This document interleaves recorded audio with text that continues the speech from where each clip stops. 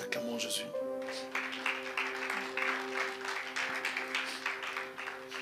Amen.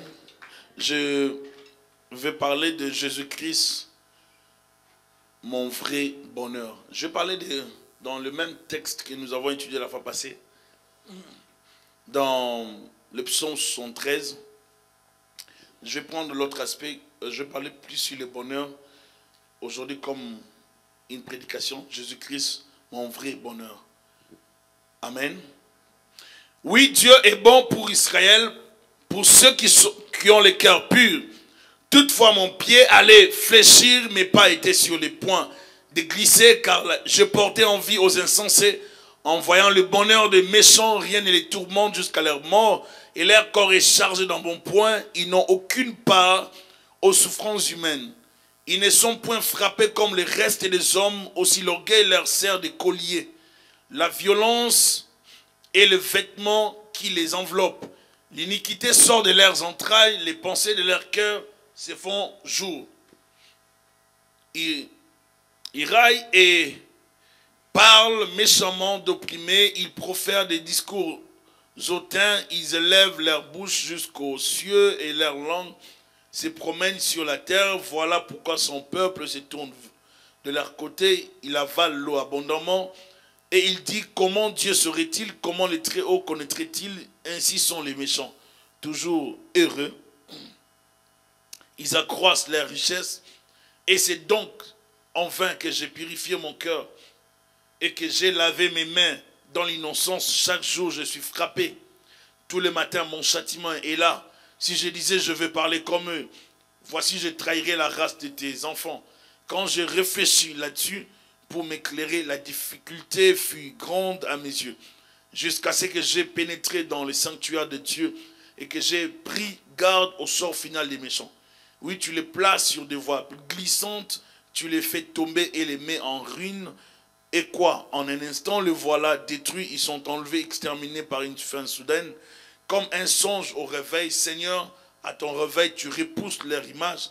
Lorsque mon cœur s'est grissé et que je me sentais percé dans les entrailles, j'étais stupide et sans intelligence, j'étais à ton égard comme les bêtes. Cependant, je suis toujours avec toi. Tu m'as saisi la main droite, tu me conduiras par ton conseil, puis tu me recevras dans la gloire. Quel autre ai-je au ciel que toi? Et sur la terre, je ne prends plaisir qu'en toi. Ma chair et mon cœur peuvent se consumer. Dieu sera toujours les rochers de mon cœur et mon partage.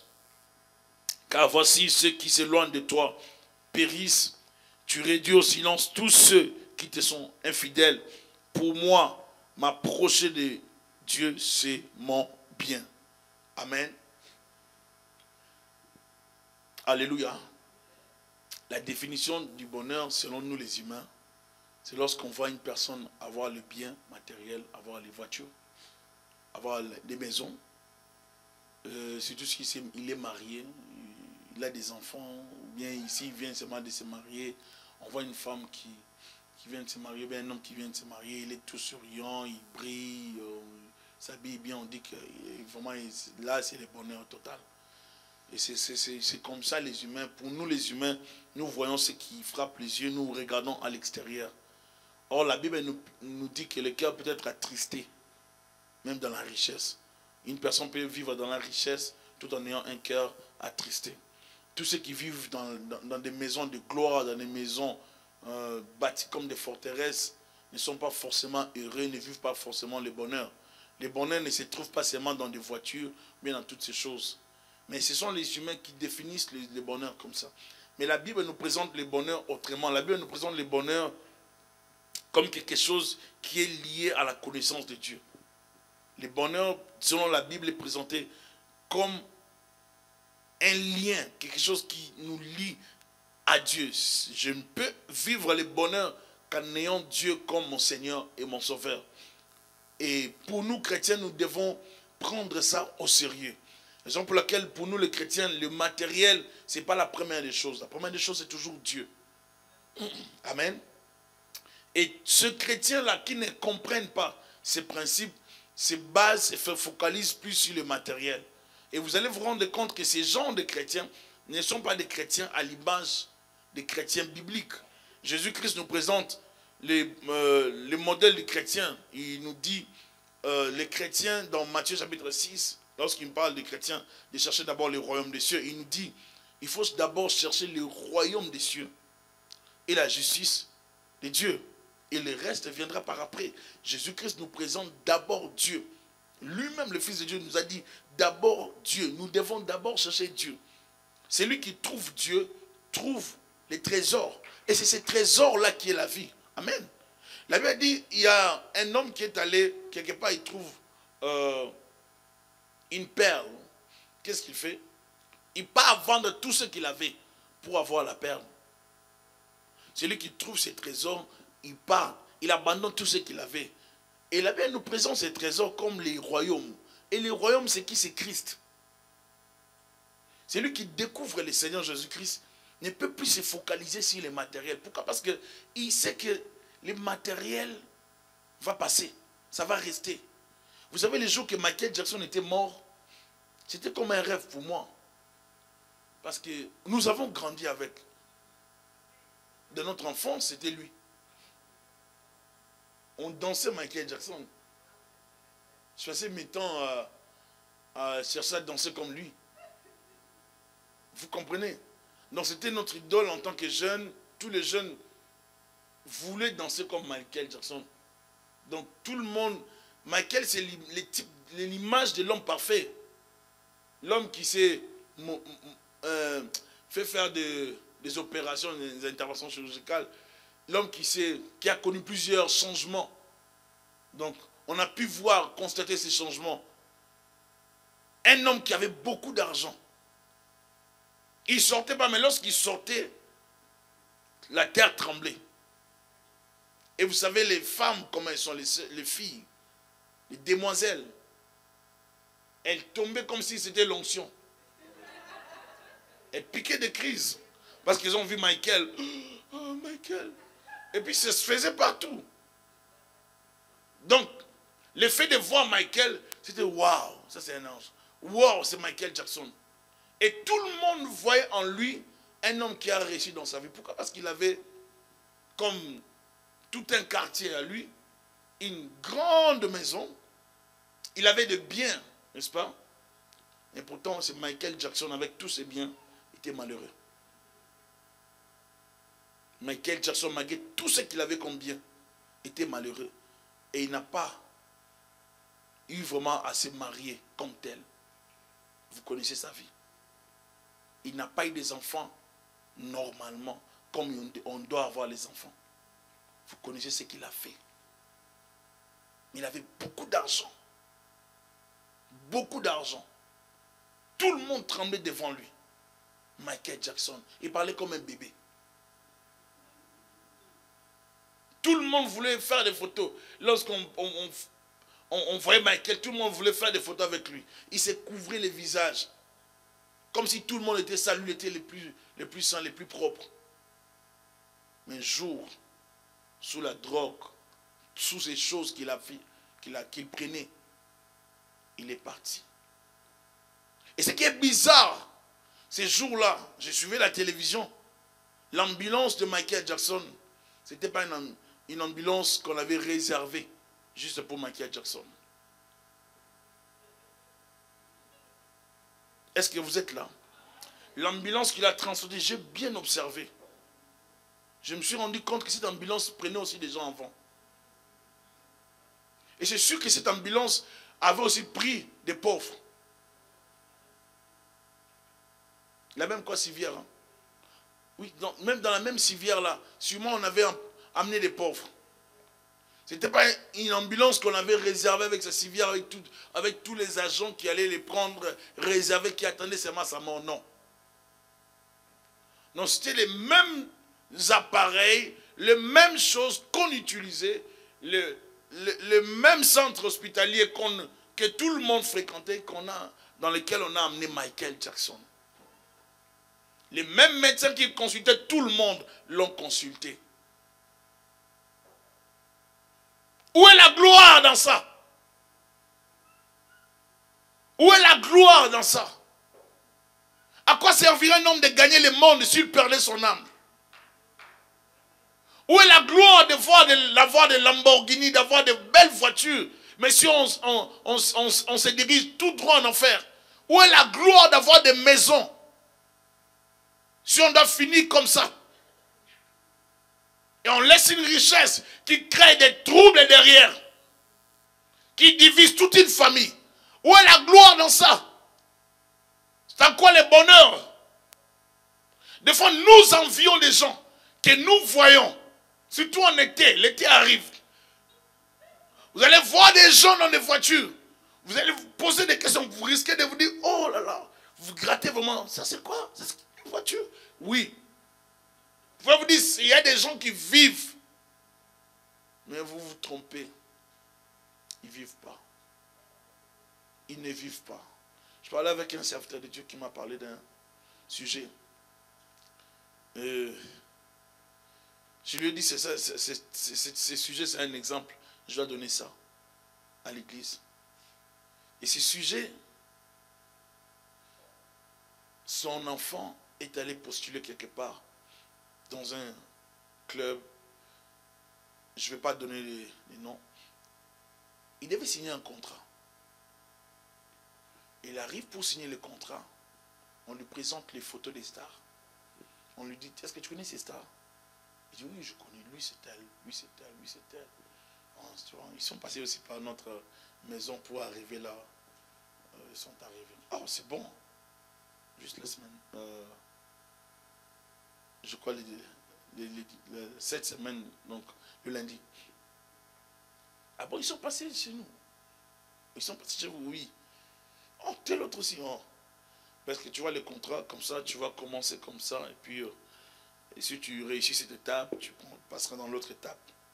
Mais avant de commencer d'abord à jouer ici, tu signes d'abord les contrats. Parce qu'il faut signer un contrat si tu veux jouer avec un club. Signe les contrats et puis on lui dit à la fin, regarde dans cette page-là, il voit le triangle là. C'est quoi ça?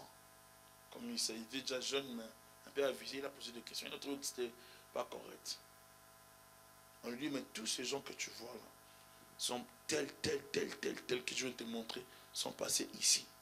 Comme toi, tu veux avoir l'argent comme eux. Je t'ai posé toutes les questions tout à l'heure. Tu veux avoir l'argent comme eux, tu as dit oui. Tu veux être comme eux, tu as dit oui.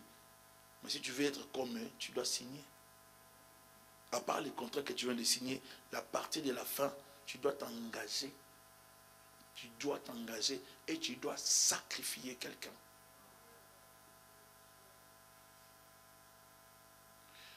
Et lorsqu'il m'a dit, c'est un cas très urgent, il faut vraiment que tu nous aides à faire ça. Si tu peux vraiment nous aider à prier pour ces cas. Ça m'a fait mal.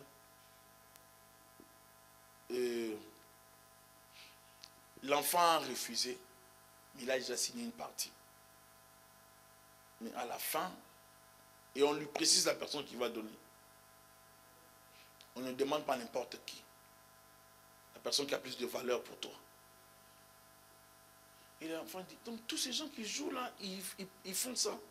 On dit, oui, tu dois faire ça. Des fois, nous regardons les stars. Nous les envions. Quand vous regardez les stars d'Hollywood, de football américain, basket, vous les enviez. Mais vous vous imaginez pas dans vos têtes. On ne s'imagine pas qu'ils font des choses. Mais regardez sur YouTube. Regardez les stars américains. Des jeunes. Vous allez comprendre pourquoi d'autres sont morts. D'autres rappeurs sont morts. Vous comprendrez pourquoi d'autres sont emprisonnés. Vous comprendrez pourquoi d'autres sont incarcérés. D'autres sont même éteints, étouffés. On ne peut même plus les publier, les faire sortir. Pourquoi? Parce qu'ils ont osé s'opposer au système. Le monde vit sous un système. Et ce système-là est en train de contrôler l'Église et le monde, la société. Et c'est ce système qui donne aux gens la percée. Si tu veux avoir la percée, tu passes par les systèmes, tu auras la percée. Si tu n'aimes que l'argent, si tu es attaché à l'argent, crois-moi ma soeur, mon frère, que tu sois pasteur ou pas, tu tomberas dans les péchés. Dans la séduction de l'ennemi, Tu signeras des pactes, des contrats occultes pour avoir l'argent. Nous sommes dans les temps où l'église est en train de se mélanger parce qu'on veut trouver le bonheur, le succès de l'église, la percée de l'église par les nombres et non par la qualité. Et ça, c'est un danger terrible. Nous sommes dans cette période où il y a un message, un évangile qui n'est pas biblique. Chrislam. Chrislam, qui est ce message qui vient parler de le christianisme avec l'islam. Le mélange de l'unité du christianisme et de l'islam. Le chrislam vient avec un homme de Dieu que tout le monde connaît et dont les livres sont publiés, que plusieurs ont et lisent. Et cet homme de Dieu, lui, aujourd'hui, a fait un volte-face, il change, il commence à parler de l'islam. Et ce message-là est en train d'embrouiller les gens. Maintenant, aujourd'hui, on dit que les musulmans et nous prions le même Dieu. Alors ça crée un désordre total. Ça crée des troubles. Maintenant, on est en train d'embrouiller les gens. Finalement, on va suivre qui? Parce que les pasteurs que vous connaissez, les gens que vous connaissez, changent tous ces jours-ci. Je suivais un autre pasteur américain qui prêchait en anglais qui disait, nous sommes dans cette société où maintenant le péché a atteint un niveau très élevé, mais au nom des nombres, des pasteurs qui sont liés au nombre, comme il faut avoir beaucoup de gens et qu'on dise qu'on a un méga church, on ne parle pas du péché, on ne parle pas de mauvaises choses, on laisse les gens vivre dans les péchés pour avoir les nombres et qu'on dise qu'on est grand pasteur. Là, on dira qu'on est grand pasteur. Nous avons besoin de cet honneur-là pour, soi-disant, que ça nous fasse le bonheur, qu'on sente qu'on vit bien. On a besoin de la considération des gens. Parce qu'on veut avoir plus de membres. Et en ayant plus de membres, on voit des dîmes, on voit l'argent derrière ça. La réussite d'une église n'est pas dans les nombres, mais c'est dans la qualité. Alléluia. Nous devons faire un travail, amener le païen qui est dans l'église à devenir mature, chrétien, engagé dans la chose de Dieu, que d'avoir les nombres, mais d'être rempli par les païens. Nous serons plus blâmés par Dieu. Si nous avons 100 personnes, mais dans les 100 personnes, il n'y a que 4 qui sont des chrétiens.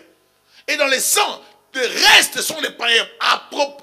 Tout cela sera lié par rapport à notre message. Si le message que nous donnons aux gens ne pousse pas les gens vers la repentance, les gens ne se repentiront pas. Il se passe des choses parmi nous dans le monde. Il y a d'autres moyens de faire l'argent avec l'évangile. Il y a plusieurs moyens de se faire l'argent dans la société d'aujourd'hui. Devenir riche, ce n'est plus compliqué. On peut te donner juste une bague. Ça arrange tout dans ta vie. On peut te donner juste un bracelet. Il y a même des sectes qui donnent juste des sous-vêtements. Et ça arrange tout. On donne juste un petit truc, mets dans la maison. Ça arrange tout. Quel genre de bonheur vous voulez, ma soeur, mon frère? Ainsi parle l'Éternel. On dit soit l'homme qui se confie dans l'homme. Jérémie 17, 5 à 8. Qui prend la chair pour appui et qui détourne son cœur de l'Éternel. Il est comme un misérable dans le désert. Il ne voit point arriver le bonheur. Il habite les lieux brûlés du désert. Une terre salée et sans habitants. Béni soit l'homme qui se confie dans l'Éternel. Et dont l'Éternel est l'espérance. Il est comme un arbre planté près des eaux. Et qui étend ses racines vers les courants. Il n'aperçoit point la chaleur quand elle vient. Et son feuillage reste vert. Dans l'année de la sécheresse, il n'a point de crainte. Il ne cesse de porter du fruit. Parce qu'il est où? Près des eaux. S'il ne donne pas les fruits aujourd'hui, il est patient. Mais les jours de la sécheresse, lui, il aura la vie. Il y a tel qui apparaît, qui donne l'image d'être bien, d'être heureux. Qu'est-ce que je n'ai pas vu dans la vie? Des gens qu'on pensait être corrects, heureux dans leur vie. Dès qu'on grandit, on comprend d'autres choses. Vous découvrez que là-bas, il y avait ça, là-bas, il y avait ça, là-bas, il y avait ça. N'enviez pas les gens. Ne vivez pas par envie. N'enviez pas. Vous ne savez pas ce qui se passe dans les maisons. Vous voulez pousser votre mari à faire des choses comme les autres. Ne les faites pas. N'enviez personne. Tu n'as pas de voiture. Vis comme ça. Les jours que tu en auras, tu en auras. Alléluia. Tu n'as pas de maison. Ne te brise pas les dents pour avoir une maison. Si le Seigneur permet que tu puisses l'avoir, gloire à Dieu. Ne te force pas de l'avoir avant le temps de Dieu.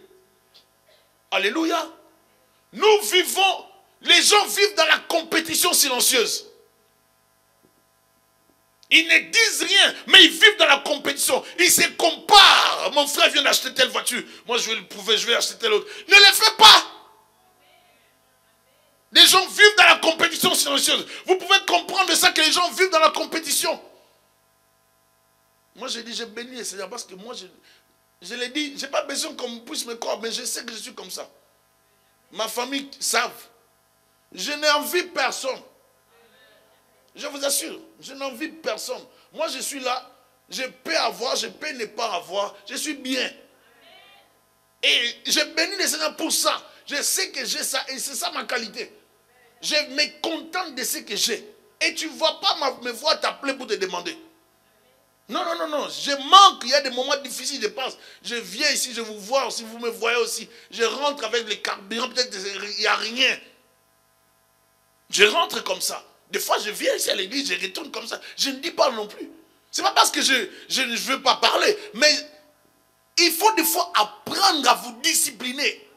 Ne tremblez pas devant l'argent. Ne tremblez pas devant l'argent. N'aimez pas l'argent plus que Dieu. Dieu peut te surprendre. Ne tremblons pas devant l'argent. Quand tu pars chez l'autre, tu trouves qu'il a assez une télévision. Je ne sais pas moi, il y a des télévisions qui font ça. J'ai vu ça l'autre fois, ça fait je crois 2 mois. Je sais sur quoi? Ouais, mais ça fait un peu comme ça. Voilà, c'est ça. J'avais cru que j'ai rêvé, au fait. Je vis ça, je me suis dit, rien. Non, c'était la vérité, ça existe, des télévisions qui ont fait ça. Donc ça fait comme ça. Donc vous voyez, la technologie, ça change des choses. Une télévision qui fait ça. Mais comment est-ce qu'on va regarder? Et on arrive à nous convaincre. Bon, maintenant, regardez quand tu passes chez ton voisin, ta soeur, ta cousine, ta copine, ta soeur de l'église, ton frère de l'église, ton ami, tu trouves ça. Quand tu penses que chez eux, ils sont enterrés à cause de la télévision. Je pense qu'il y a les bonheurs à cause de la télévision. Des fois, nous nous focalisons à cause de petites choses. Vous vous tuez pour rien. Tu vas modifier les salons combien de fois? Mais j'en parle parce que c'est comme ça qu'on vit. Des gens qui dépensent l'argent pour rien. Des salons de 8 000 $.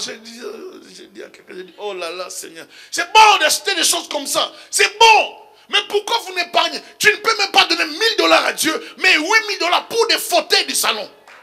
8 000 $. On va te dire c'est des cuir. Mais quand tu vas t'asseoir dessus, après 6 mois, ça commence à changer. Comme on nous a trompés, on a des chaises, des fauteuils à la maison, mais lorsqu'on se met dessus, je le vois aujourd'hui, je dis, Seigneur, ça...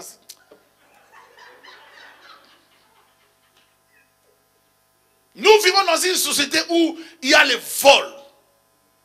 Il y a la manipulation. L'agent de Bro Martineau qui va te dire, monsieur, on a un produit, notre agent va passer, il va asperger sur le fauteuil, c'est pour protéger durant 10 ans. C'est du bluff, c'est du mensonge. Et ce qu'il te dit, c'est un mensonge clair, mais en face. Tu vas payer 150 $ ou 300 $ pour ça. Mais il passera, tu vas voir, tu seras scandalisé. Il va asperger la chose. Les produits, ça ne va rien faire. On va te dire, laissez ça comme ça. Et puis, après 4 heures, mettez-vous. Mais ça ne va rien faire, on a fait ça. Vous les faites, mais vous avez les mêmes résultats. Vous vous posez la question, mais ils ont dit que ça va faire 10 ans. Dans 10 années, vous arrivez à ça. C'est pour vous dire, ma soeur, mon frère, même quand tu vois des choses qui t'attirent dans les supermarchés, ne tremble pas. Tu n'étais pas sorti pour ça. Tu n'es pas sorti pour ça, n'accepte pas. Surtout vous les sœurs, vous les femmes, vous les sœurs, vous sortez pour autre chose. Dès que vous retournez avec des sacs, Oh, ça coûtait seulement moins cher. Ça ne coûtait pas moins cher. Le bonheur n'est pas dans les habits. J'ai vu ça parce qu'ils ont soldé rapidement. Et puis je me suis dit, j'amène ça quand même. Tu n'avais pas prévu ça. Des fois, il faut savoir se gérer. Tu aimes la chose, mais tu te contiens. C'est contenir, c'est une qualité. Tu as envie de la chose, mais tu refuses de céder. Développons un peu la continence, la maîtrise de soi. Cet homme enviait les païens, mais il servait Dieu. Il a commencé à envier. Ça peut entrer dans ta vie. Tu sers Dieu. Tu es à l'église, mais tu commences à envier les autres. Ah, ils ont déjà acheté deux immeubles. Moi, je ne peux pas rêver. Je peux pas. Tu rêves comment?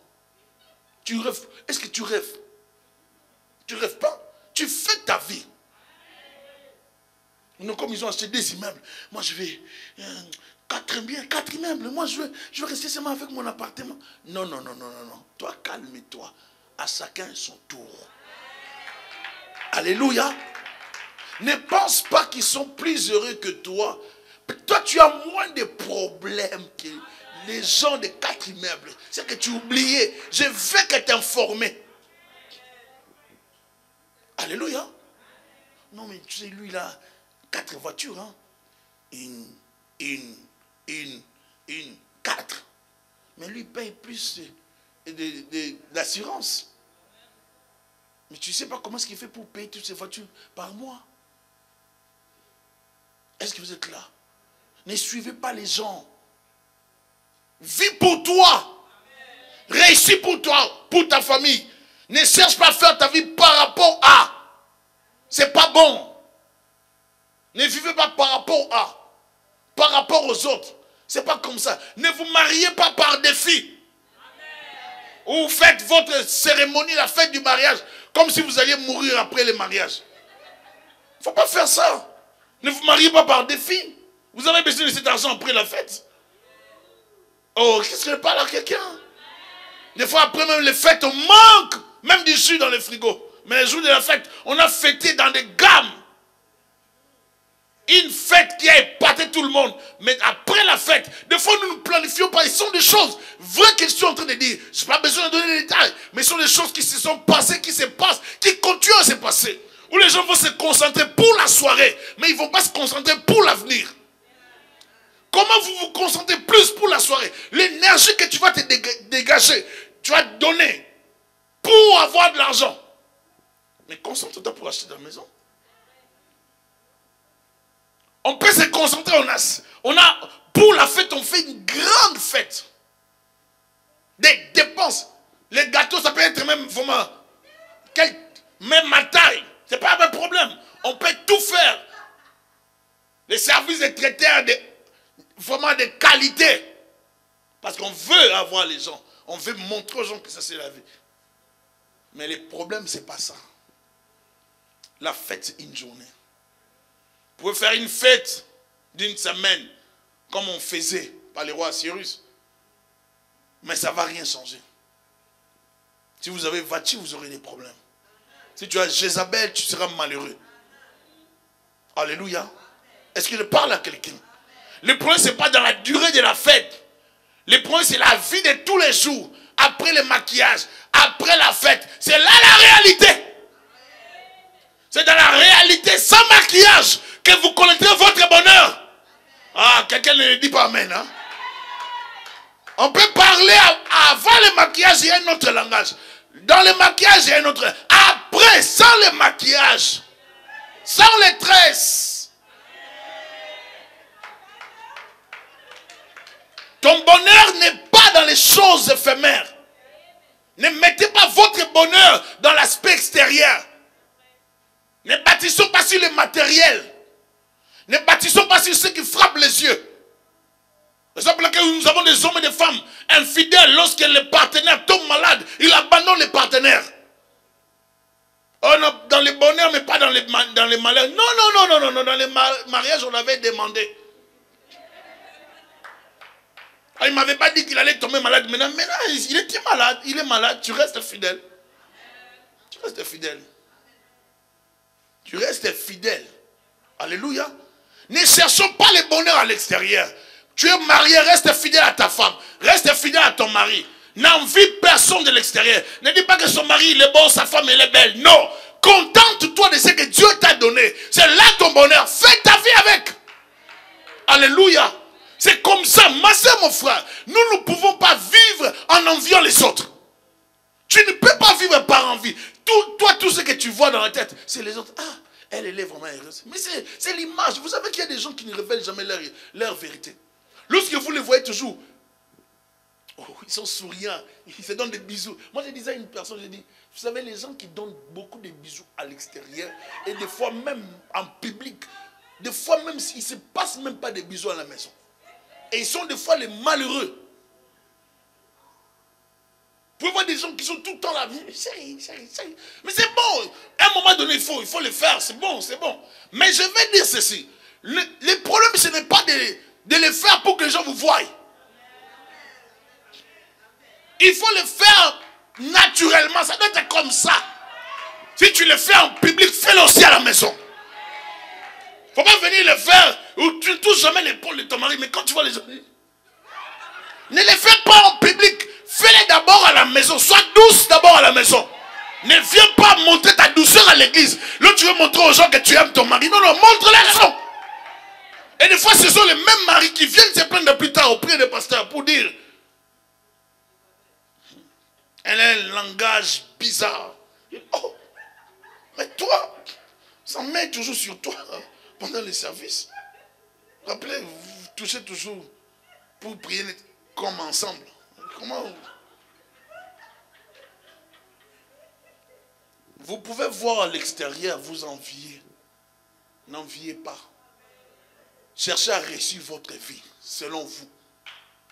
Vous basant sur la parole. Jésus-Christ est le vrai bonheur. Alléluia. Mon vrai bonheur, c'est d'avoir Christ.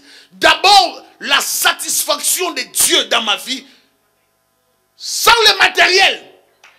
Exemple, il y a certaines femmes que le mari, que les situations changent. Ils montent, ils descendent ensemble. Elle reste accrochée à son mari. Maladie, souffrance, pauvreté, chômage, fidèle. Elle ne change pas de langage envers son mari. Le mari, la même chose. Il monte en promotion. Il ne change pas de langage envers sa femme. Il ne la traite pas comme la femme rideau de la maison. Il la respecte. Parce qu'il sait que là où il est arrivé, c'est avec cette femme-là. Parce que toi, aussi, Marie, tu dois savoir, il y a des femmes qui sont porteuses de la bénédiction. Si tu épouses une Jézabel, elle peut venir à la maison, elle a des enfants. Mais ce qu'elle t'amène, c'est la malédiction. C'est des combats et des problèmes. Je parle à quelqu'un. Mais il y a des femmes, dès que tu la prends chez toi, comme Abigail, tu as la douceur d'une femme. Tu as une femme qui sait partager, donner. Qui a la gratitude, la reconnaissance. Qui a le savoir-vivre. Et ces genres de femmes sauvent leur mari. Alléluia. Le bonheur dans le foyer, c'est d'avoir un partenaire qui est correct, qui a la compréhension des choses, qui est là pour vous. Le bonheur dans la famille, c'est de réussir avec les enfants en leur présentant Jésus-Christ. Ils doivent réussir avec Christ. Ils doivent connaître Christ. Si vous arrivez à convaincre vos enfants à devenir des chrétiens, vous avez réussi. Vous avez atteint le bonheur. Et ça, c'est le grand défi que les familles ont. Et nous devons en arriver là. Alléluia. Il dit, rien ne les tourmente jusqu'à leur mort. Comme il dit, les païens ne souffrent pas. Ils ne sont même pas tourmentés. Dieu, comment tu peux faire des choses comme ça? Et comme s'ils blâmaient Dieu. Ils ne sont même pas tourmentés. Vous le voyez aussi. Je me rappelle, il y avait, à un moment donné, mon père devait travailler avec un monsieur. Puis, il a décliné l'offre, mais tous les cabinets étaient repris. Le monsieur était revenu en charge au travail, tout ça. Et mon père a dit non, je ne vais pas retourner. Parce que là-bas, il y a des pratiques. Si on retourne, ils vont faire encore des cérémonies, ils vont faire des pratiques, beaucoup de choses. Mieux vaut qu'on galère, mieux vaut qu'on souffre. Parce que là-bas, il y a des pratiques. Et les gens qui vivaient, qui ont continué, ont vécu autre chose. Des fois, mieux vaut souffrir, rater quelque chose, rater une joie éphémère, rater une joie d'une année, de 2 ans. J'ai vu des gens monter, tout fait, tout flamme. On pouvait dire, oh, et ils ont l'argent. Lui, il a l'argent. Ce garçon-là, il a réussi dans la vie. Cette fille-là, elle a réussi dans la vie. Mais par après, c'était les fétiches. Par après, c'était des loges. Faites attention. Vous n'avez pas besoin de loges. Tu n'as pas besoin d'envier les gens. Tu n'as pas besoin de dire qu'elle, elle est comme ça, lui, il est comme ça. Réussis ta vie. Concentre-toi sur ta vie. Là où tu as raté, répare. Bats-toi pour réussir dans ta vie. Tu n'as pas besoin de regarder les gens. Bats-toi. Ne t'arrête pas de te battre. Alléluia. Asaph commençait à envier. Ils n'ont aucune part aux souffrances humaines. Ils ne sont pas frappés comme le reste des hommes. Même les hommes hollywoodiens qui vivent à Hollywood, les gens les plus riches. J'étais un jour dans un quartier, on appelait ça Rosemère, je ne sais plus si c'est Rosemère. On m'a amené dans un coin. J'ai vu des maisons avec des collègues de travail. Ça fait plusieurs années. Parce que je travaille à Laval. Et on se promenait là-bas. J'ai découvert en fait les canaux, je venais d'arriver. J'ai vu des maisons, je me suis dit, waouh Seigneur, il y a des maisons comme ça. Et quand vous voyez des maisons comme il y a des châteaux dedans, des très grandes maisons, des parcelles, tu peux te dire, waouh, ça coûte combien? Mais si vous regardez de loin, vous allez vous dire que là, tout ce qui est là-bas, c'est parfait. Les gens d'élite qui sont là-bas, c'est des kings. Je ne pense pas que c'est des queens, des kings là-bas. Vous allez voir, vous imaginez tout ce qui est dans ces genres de maisons. Vous êtes déjà entré dans une famille ou dans une maison où dès que vous entrez, vous sentez comme si c'est parfumé. Tout est parfumé, mais les gens ont des parfums. Ce n'est pas ce que vous avez là. Vous comprenez de quoi je parle? Ou dès que vous arrivez dans la parcelle, vous sentez que la parcelle vous accueille. Mais ne tremblez pas. Si tu as Christ, tu as la vie. L'essentiel pour toi, c'est d'avoir Christ. Et j'aimerais dire que le bonheur véritable, c'est dans la connaissance de Christ. C'est lui qui privilégie plus le matériel, qui donne plus de l'avantage au matériel. Lorsqu'on te propose le travail, on te propose quelque chose, tu ne calcules même pas l'église. Donc toi, c'est toujours le travail. Non, est-ce que tu peux travailler dimanche? Si tu n'as pas la possibilité, tu peux négocier après. Mais tu as la possibilité de dire non. Quand tu donnes, toi tu dis non, je peux travailler. Dimanche, oui, matin même.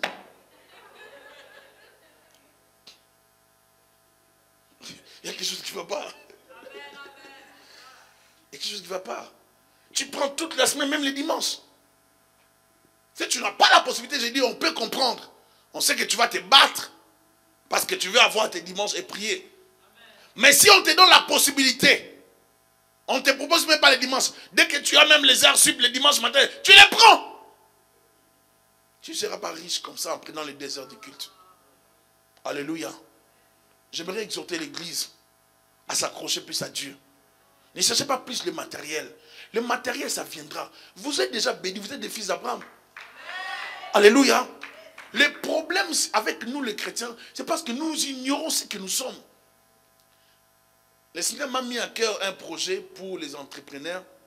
Et je voulais lancer ça à l'église. Je ne vais pas en parler maintenant. Mais j'ai un souci, un projet pour les entrepreneurs. J'aimerais qu'on lance quelque chose. Il faut pousser les gens à bâtir des entreprises. Et ce souci que j'ai dans le cœur de bâtir des entreprises, je vais vous expliquer ça après. Mais je crois qu'il y a des gens qui doivent bâtir des choses. Je crois qu'il faut bâtir des entreprises. Je crois qu'il faut réussir jeune. Je crois qu'il faut aller loin dans la vie. Je crois qu'il faut percer. Je crois aux frères et sœurs qui sont riches pour Dieu. Pas en touchant de fétiches, en travaillant de leur sueur et en mettant les genoux à terre, cherchant Dieu pour leur prospérité. Je crois fortement à ça. Fortement à ça. Et c'est possible, ma soeur, mon frère. Alléluia. Nous ne devons pas céder à la séduction de ce monde. On n'a pas besoin de se mélanger pour avoir l'argent. Nous n'avons pas besoin de faire des pratiques occultes pour avoir l'argent. On n'a pas besoin d'entrer dans les loges pour avoir l'argent, pour avoir le financement de l'église. Nous n'avons pas besoin de ces choses. On n'a pas besoin de ça. L'église n'a pas besoin de ça. L'église a besoin de frères et sœurs qui marchent dans la crainte du Seigneur. Voilà pourquoi son peuple se tourne de leur côté. Même les chrétiens, même les enfants de Dieu, ils avalent la vie de ces gens. Ils envient ces gens. Vous allez voir dans la maison, dans la chambre d'un chrétien, d'une chrétienne, qu'il y a des photos des musiciens américains.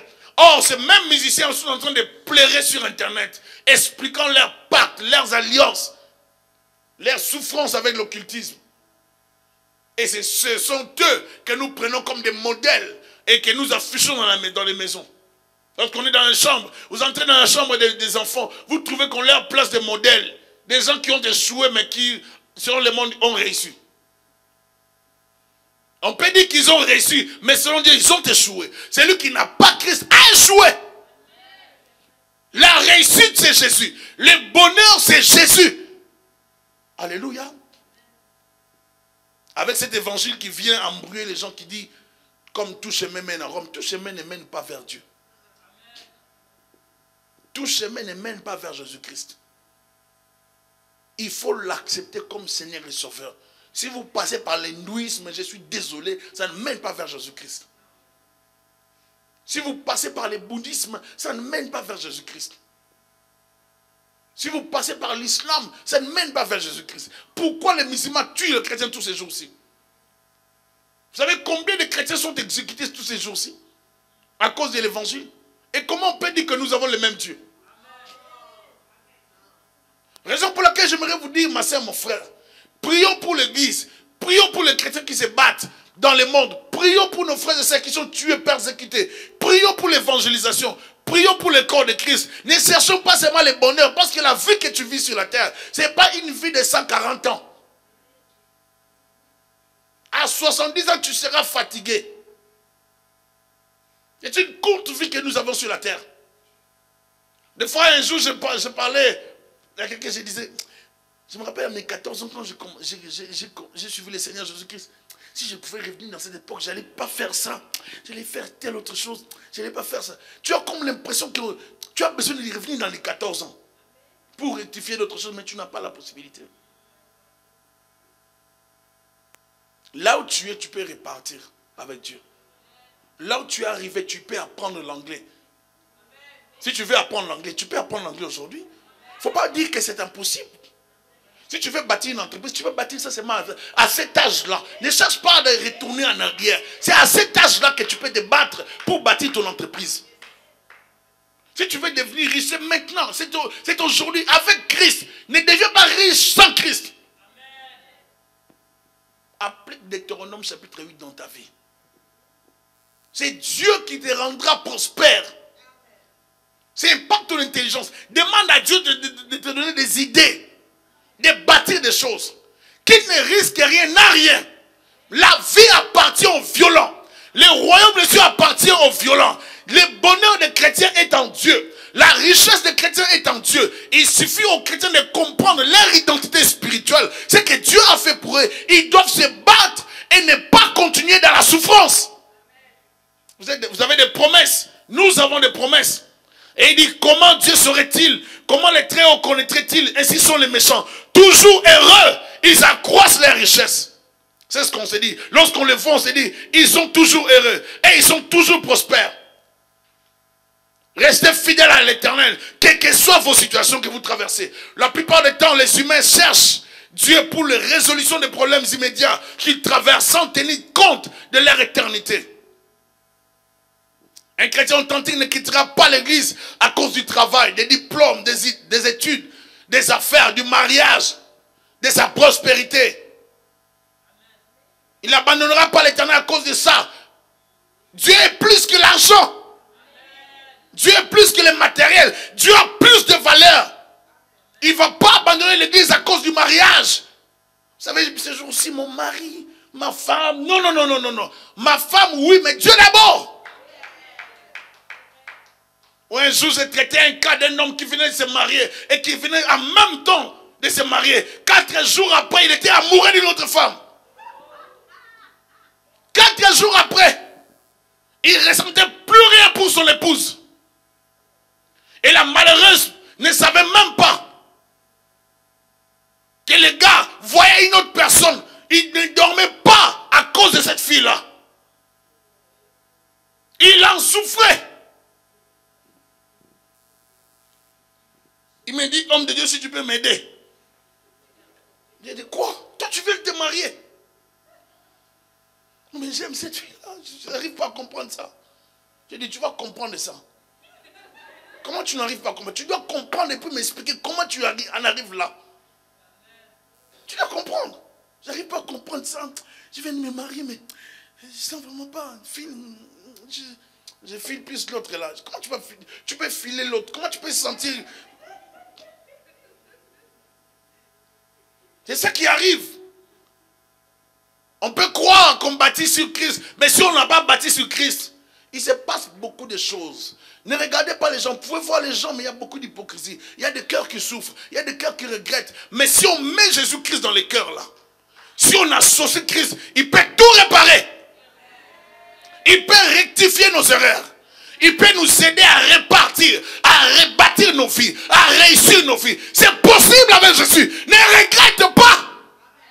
Nous pouvons aller loin avec Dieu. Tout est possible avec celui qui croit. Tout est possible à celui qui a choisi Jésus-Christ comme Seigneur et Sauveur. C'est encore possible le bonheur dans ta vie. C'est encore possible de réussir. C'est encore possible de réaliser ta vision, de réaliser tes projets. C'est encore possible. Deutéronome 8, 16. Qui t'a fait manger dans les déserts la manne inconnue à tes pères, afin de t'humilier et t'éprouver pour te faire ensuite du bien. Garde-toi de dire en ton cœur, ma force et la puissance de ma main m'ont acquis ces richesses. Souviens-toi de l'Éternel ton Dieu, car c'est lui qui te donnera de la force pour les acquérir, afin de confirmer, comme il le fait aujourd'hui, son alliance qu'il a jurée à tes pères. Garde-toi de dire ces choses. Dieu va faire en sorte que tu sois riche. Mais ton bonheur ne sera pas dans la richesse que Dieu te donnera. Ton bonheur se trouvera dans ta connaissance de Dieu. Le fait de les connaître, même lorsque tu n'auras pas l'argent, tu seras toujours fidèle à ce Dieu comme Job. Sans argent, il est resté fidèle à Dieu. Parce qu'il n'était pas lié au matériel. Il n'était pas matérialiste. Il était spirituel. Si vous êtes matérialiste, le jour que le matériel partira, vous allez trahir la race de Dieu. Job n'a pas trahi la race des élus. Il n'a pas trahi la race des justes. La femme lui dit, maudit Dieu et meurt. Il a refusé. Il dit, quoi? Toi, tu me pousses à maudire Dieu pour que toi tu puisses te remarier. Je refuse. Nous sommes mariés. On va mourir. Au temps de Dieu. Maudit Dieu et meurt. Comme ça, il va te tuer. Un peu, on peut interpréter ça comme ça. Comment tu peux pousser ton mari à maudire Dieu? Tu souffres tôt, maudit Dieu, mais non, nous sommes mariés, tu dois me soutenir, ne me pousse pas à faire des choses comme ça. Alléluia. Le partenaire est malade, on le soutient. Alléluia. On ne démoralise pas son mari. On ne démoralise pas sa femme. La femme est là pour soutenir son mari. Le mari est là pour soutenir la femme. Nous ne sommes pas là pour nous culpabiliser. Nous ne sommes pas là pour nous rappeler nos erreurs du passé. Nous ne sommes pas là pour bâtir nos vies sur nos échecs d'hier. Nous sommes là pour bâtir sur Jésus-Christ les rochers des âges, les rocs solides, les fondements sur lesquels on peut bâtir nos maisons, nos foyers. Et au moment de la tempête, nous ne serons pas secoués parce que nous avons bâti sur les solides. Celui qui le prend pour appui n'a pas à détruire. Celui qui bâtit sa maison sur ces rocs ne sera jamais dérangé par des tremblements. Ne sera jamais secoué par des tempêtes, par des vents. Quels que soient les problèmes qui frappera dans sa maison, il restera accroché sur le Seigneur Jésus-Christ. Car son bonheur ne se trouve pas dans les voitures. Même à pied, on peut servir Dieu. Même à pied, on peut être heureux. On peut prendre les autobus en étant heureux. On prend le métro en étant heureux. On n'envie personne. On maudit personne.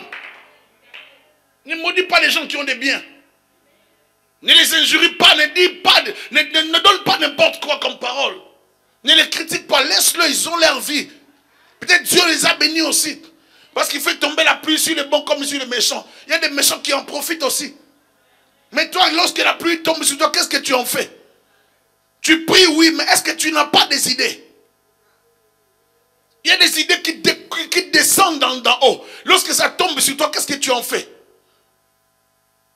Quand Dieu te donne des idées, utilise tes idées. Sois courageux. Ne te plains plus des autres.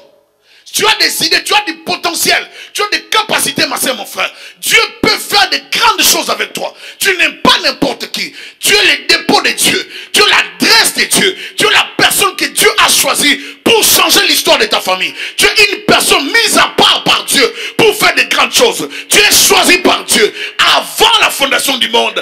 Élu en Jésus-Christ. Épargné, sanctifié, justifié. Tu n'es pas n'importe qui. J'aimerais te dire que tu es l'adresse de la bénédiction de Dieu. Dieu t'a déjà béni. Tu es descendant d'Abraham. Tu es fils d'Abraham. Dieu ne peut pas t'oublier. Ton bonheur est dans la connaissance de l'homme de Galilée. Lui seul pourra bâtir ta vie. Lui seul pourra protéger ta famille. Lui seul a la vie. Ne désespère plus. Ne désespère plus. Même si les gens se moquent de toi, garde la foi. Même si on te critique, garde la foi. La notion du bonheur. Il y a quelque chose que plusieurs croyants humains ont en eux. C'est la recherche du bonheur, la recherche de la réussite. Et des fois sans Dieu. C'est ici que plusieurs croyants se brisent les dents. Car peu de gens suivent Dieu pour lui rester fidèles malgré la souffrance. L'homme veut à tout prix réussir dans sa vie, afin que le monde puisse dire qu'il a réussi dans sa vie.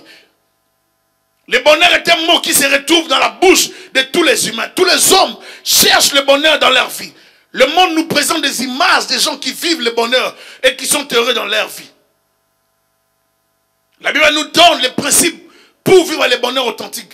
Si nous posons la question dans la salle, qui est celui-là qui ne veut pas du bonheur dans sa vie? Il n'y aura personne, car nous courons tous après le bonheur. Où pouvons-nous trouver ce bonheur tant cherché par les humains? Est-ce qu'on peut le trouver dans un bar? Dans une boîte de nuit?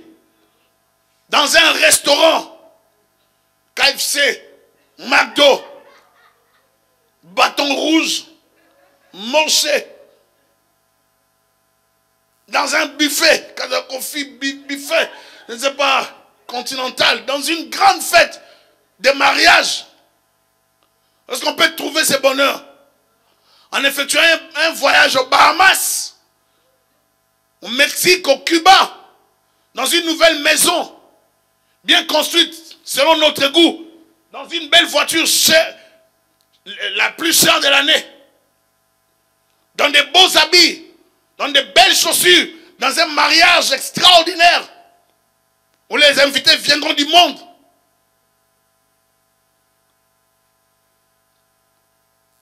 Dans une maison construite en Afrique. Une belle maison. Avec piscine.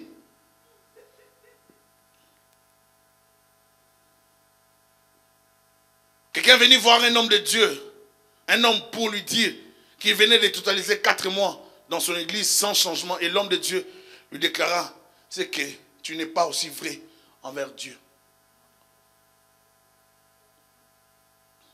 Es-tu réellement né de nouveau? Plusieurs personnes vont dans les églises, comme chez les féticheurs, afin de recevoir et de partir. Or, Dieu ne fait pas comme le diable, mais il fait toutes choses bonnes en son temps. Vous devez savoir que vous n'aurez pas toutes choses que vous demandez à l'Éternel selon votre temps. Car Dieu ne dépend pas de votre planification. Il ne dépend pas de votre temps ou de votre montre. Mais il dépend de son temps. Et en son temps, il exaucera ta prière. Est-ce que je parle à quelqu'un? Je dirais que le bonheur est un état durable de plénitude et de satisfaction. État agréable et équilibré de l'esprit et du corps. D'où la souffrance, l'inquiétude et les troubles sont absents.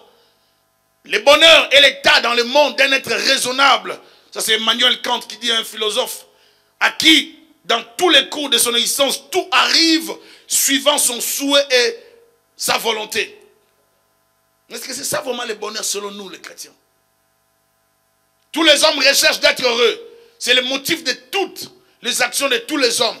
Et cependant, depuis un si grand nombre d'années, jamais personne sans la foi, ça j'ai aimé, Jamais personne sans la foi n'est arrivé à ce point où tous visent continuellement. Sans la foi, déclare Blaise Pascal. Jamais personne n'est arrivé à ce bonheur sans la foi. On veut avoir le bonheur, on passe par Jésus. Ce n'est pas par des diplômes. On peut en avoir plusieurs. Vous parlez l'anglais, l'hébreu, l'italien, le portugais, je sais pas, la langue le russe, la langue russe, hein? L'espagnol. Vous pouvez parler toutes ces langues avec autant de diplômes. Mais vous ne serez pas autant heureux parce que vous avez toutes ces choses. Il y aura une insatisfaction dans ton cœur parce que ton cœur a été créé à la forme de Dieu. Et c'est Dieu seul qui peut habiter ton cœur. Tant que Dieu ne sera pas le maître de ton cœur, tu ne seras jamais heureux. Tu auras toujours un manque, une insatisfaction continuelle. Tu auras besoin de quelque chose. Et tu as besoin, je te l'ai dit, de Jésus-Christ de Nazareth. C'est lui la solution à nos problèmes. C'est lui la réponse à nos problèmes. C'est lui la solution. Nous avons besoin de Jésus-Christ. Alléluia.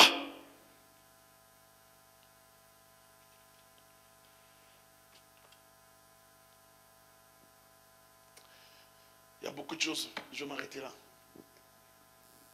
Le bonheur, c'est Jésus-Christ. Tu peux réussir ta vie. Tu peux bâtir ta vie. Mais n'oublie pas Jésus-Christ. Ne les néglige pas. Ne te focalise pas sur le matériel.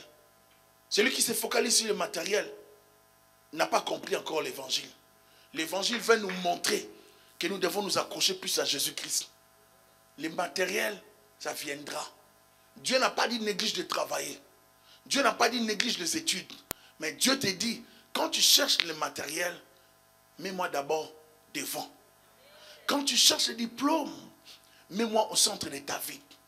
Prends-moi comme ton maître, ton seul Seigneur, ton seul Dieu, ton seul roi. Et je prendrai soin de te bénir.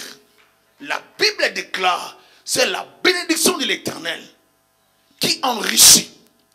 Elle ne se fait suivre d'aucun chacun. Cette bénédiction n'est pas le matériel. La bénédiction de Dieu, c'est l'aval de Dieu dans la vie d'une personne. C'est le oui de Dieu dans ta vie.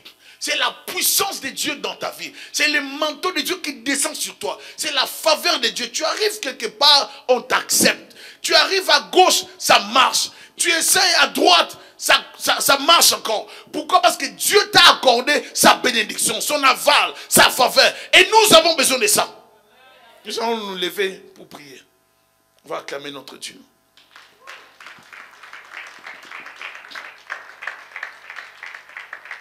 Recommande ton sort à l'Éternel, mets en lui ta confiance et il agira. Nous prions.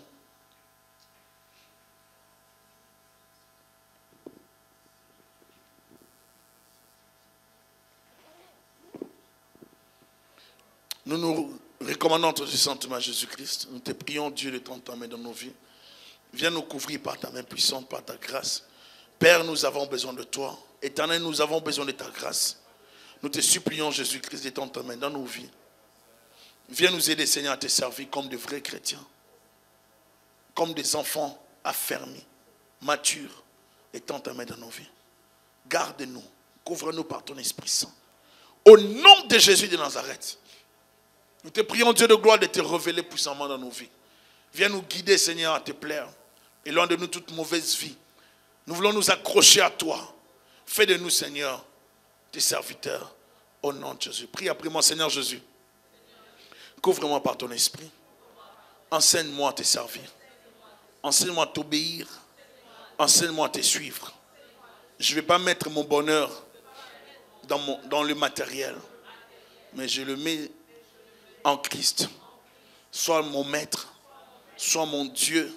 Sois mon bonheur. Toi, mon bienfaiteur. Je t'ai choisi pour diriger ma vie. Viens, règne dans ma vie, dans ma famille.